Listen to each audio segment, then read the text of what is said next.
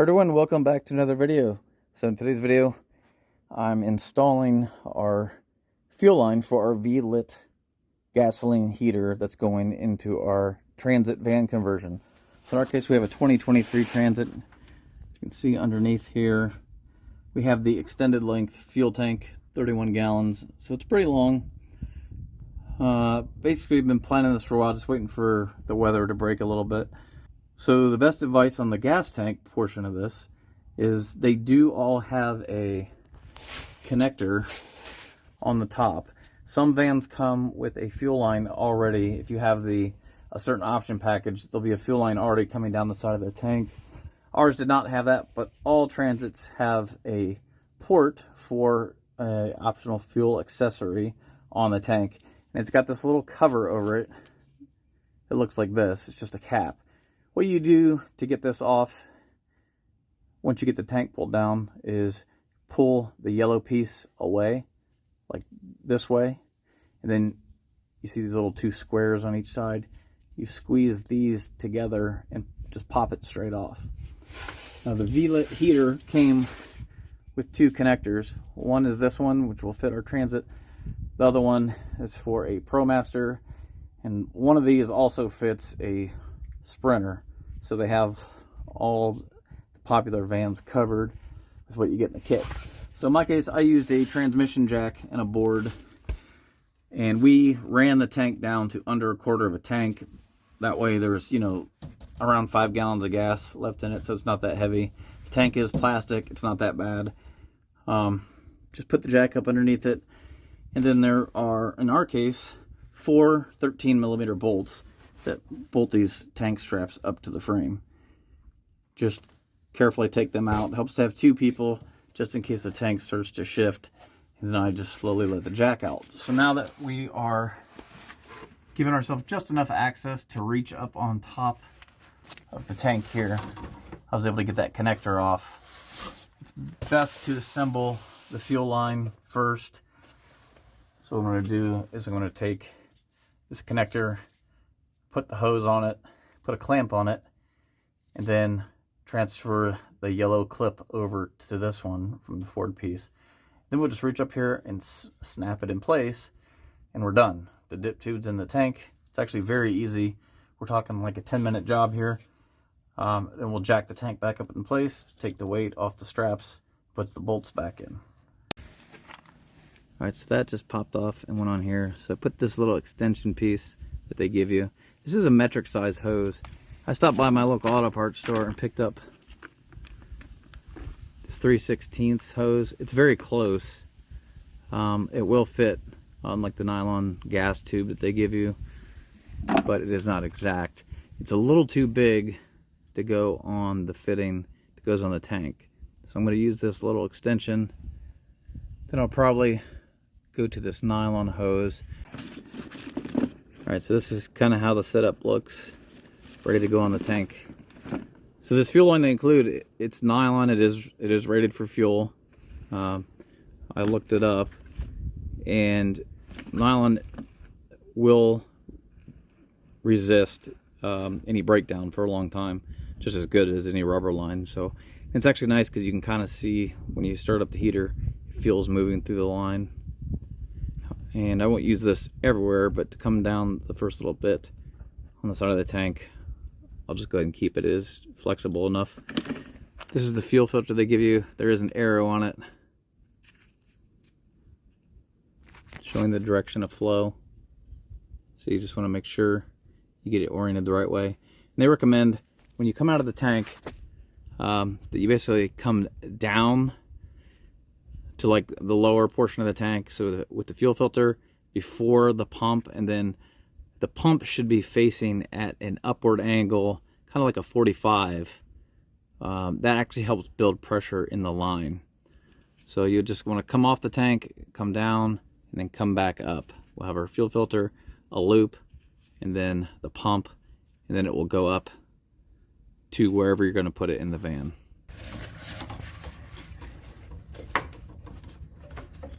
Just want to make sure that's pulled out away from it. And once it's snapped in, we'll push this in.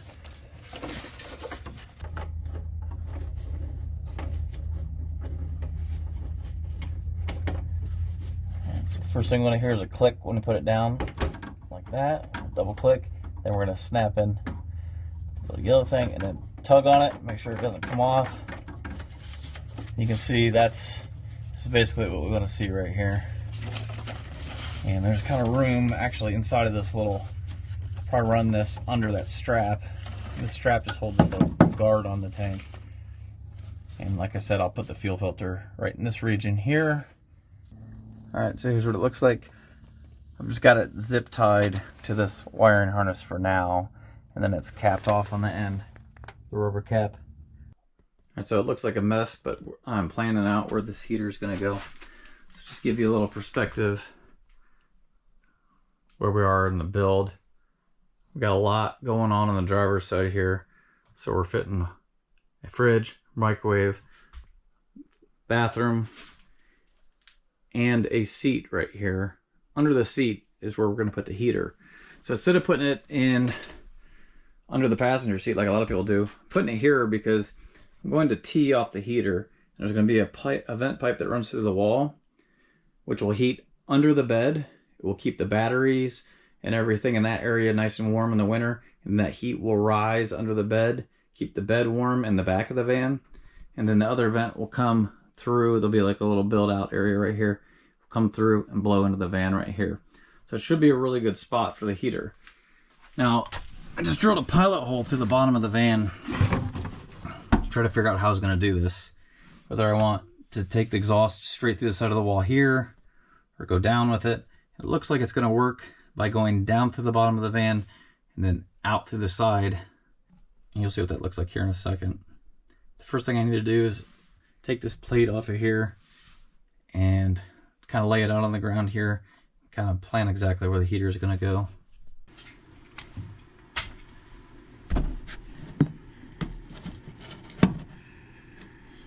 Get this plate where I want it.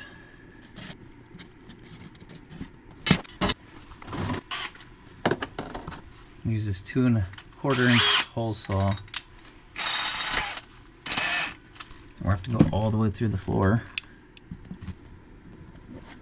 Alright,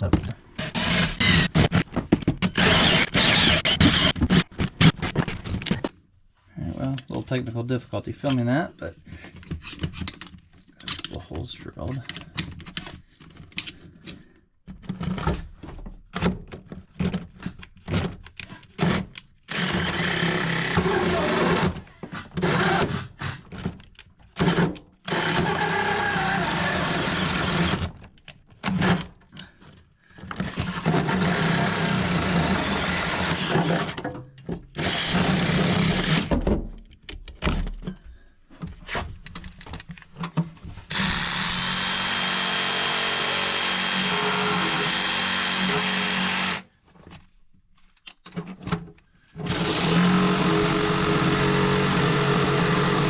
I'm going to clean all this up, then I'll go down below and kind of paint that metal edge so it doesn't rust.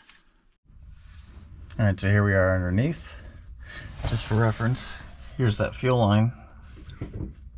Ran a little bit ago, so that'll be ready to get looped back around and up into here. So I'm going to have a gray water tank that's going to be under here. So what I'm going to do is I'm going to bring my intake out, and it's just going to turn, and it's just going to pull intake air from this cavity here. And then the exhaust is going to come out, and it's going to turn. I'm going to drill a hole through here, and you can see there's this cavity here. And then I bought a exhaust outlet through the wall outlet that's going to go into the metal here, just below the plastic. So it's going to look very nice when it's done, and the exhaust will come out here instead of just having some ugly exhaust pipe come down, which I can't really do because my gray water tank. So I took some sound deadener, kind of lined the hole, put some marine adhesive behind it also, because that is going to be kind of exposed to the elements once this is finished. So you don't want any of the plywood or insulation, or you definitely don't want any water to be able to get in under the metal. Alright, so I'm actually ready to put the heater in. I'm gonna go ahead and take this plate now. Let's see if it'll only fit one way on here. So the fuel line goes through. You want to, don't forget to run your electric line that goes to the fuel pump through this area right here.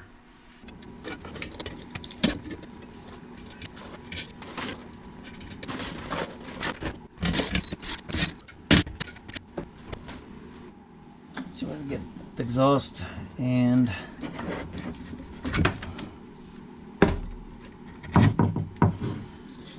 intake pipe.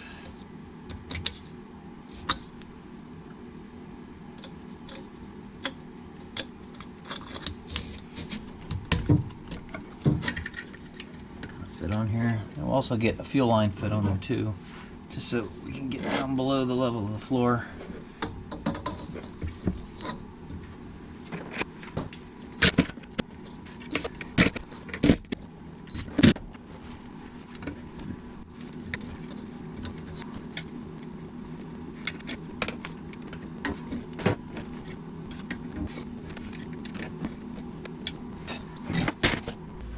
Sound deadener just around the hole there. The line's connected.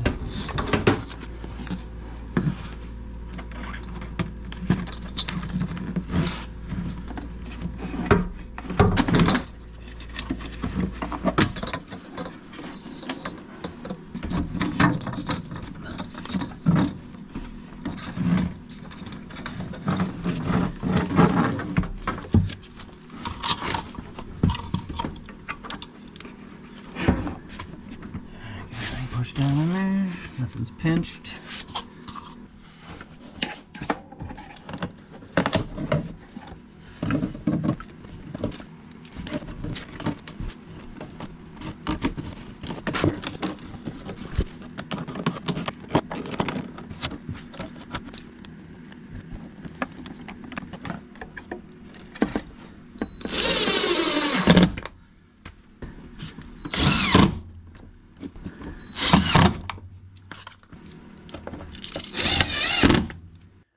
Alright, so it was dark last night. I was finishing up this exhaust portion. You can see here's the stainless steel double wall penetration. And take you underneath the van here so you can see where it comes through the floor. Right there. We've got our fuel line, our power for the fuel pump. So the exhaust comes down. I drilled this hole right here in the frame. Well, it's not the frame, just the sheet metal here on the side. And then it allows that to go down. And the reason I put it there instead of just bringing it through here, because I'm going to have a water tank under here, a gray water tank. It's going to sit up about right here. So that allows that to safely pass over that without coming too close to it. There was already a hole right here.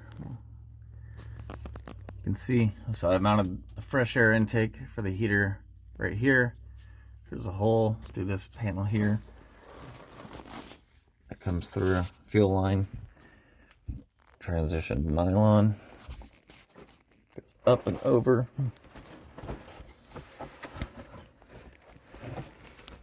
So here's our fuel pump. So I'm getting it all wired up. It says you want this about at a 25-degree angle, the fuel pump. It's in this rubber mount. Just one self-tapping stainless screw there. Get the harness plugged in. That's where that fuel line comes through right there. And then it runs down over here to where it came down off the tank from that fuel filter. So this will tuck up right in here with the wire. Kind of zip tie everything together. Because I'm going to have, again, a water tank that's going to come up to about right here. So last thing I'm doing is I'm going to cut and solder this wire here because there's a bunch of extra wire for the fuel pump. You could just tie it all up somewhere and zip tie it, but try to make it a little better than that. Alright, so for testing purposes, I've got it hooked to a temporary power supply. This will be mounted on the wall back towards the bedroom.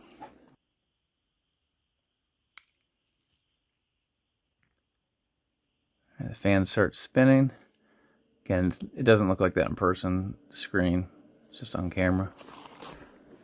So hear this, turn on. Let's go underneath and see. Let's see, I can hear it running down here. So the fuel pump just started clicking.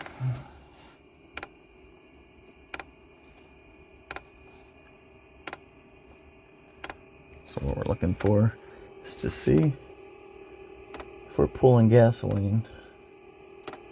It's going to take a little bit the first time to get everything primed.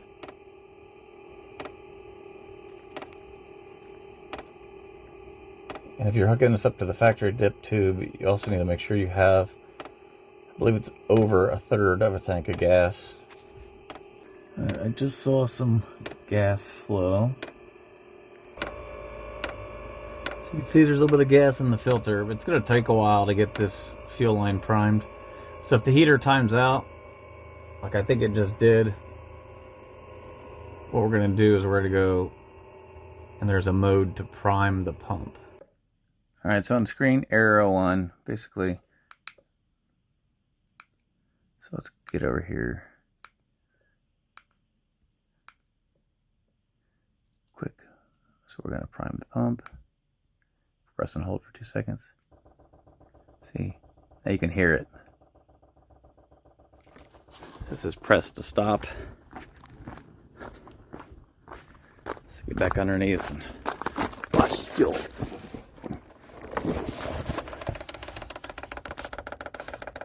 Oh yeah. That quick.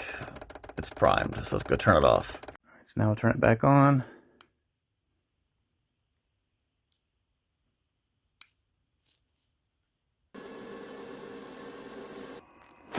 Now you can smell the raw fuel in the chamber, so what it's doing is it's running the fan kind of to evaporate any fuel that's in there. Then it'll turn on the glow plug and ignite. Alright, just ignited, you can hear it.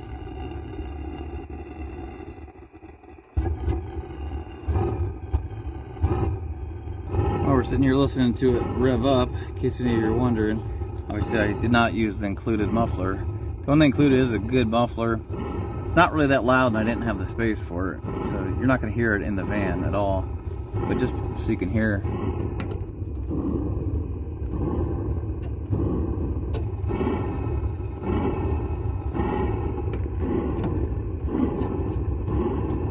What it would do. It does help.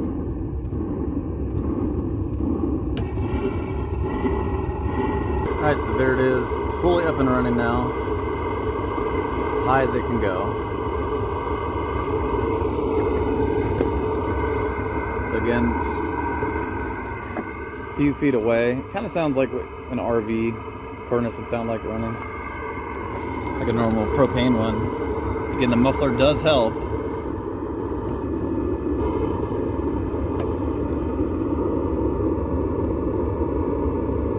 Obviously, I didn't have room for that. And we are running full blast. Lots of nice hot air coming out. So again, what I chose to do, I'll have links to all this stuff in the description. I run this T-splitter here. What it does is it's going to take hot air to the back and it's going to go into my garage space. In the winter, that'll keep the batteries and the water warm and everything that's under there. Like I said, the secondary effect is the heat will rise to the bed. And there's going to be another line that comes out. There's going to be like a finished wall here. It'll just be a vent. Blows into the cabin area. So it's, like I said, it's on temp mode right now. You can just dial the wheel down. There's also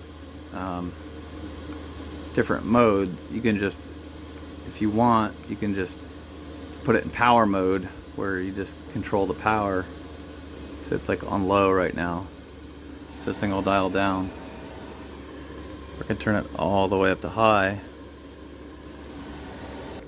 Alright, so after we turn it off by holding that button for 2 seconds, fan will continue to run, the fuel pump shuts off, it dies down, and it will just continue to run until it's cool enough, and then it will shut down. Alright, so I'd say that was a success. Obviously we want to check for any leaks in your fuel lines. Make sure all your clamps are tight, but not too tight. Again, as long as everything's running good and you have no leaks, that's all there is to it. So pretty easy, pretty neat. Now you can heat the van with the gasoline from the gas tank, and it uses very little. We don't have to worry about another fuel source or electric or anything. We can stay warm for any kind of cold weather camping that we do.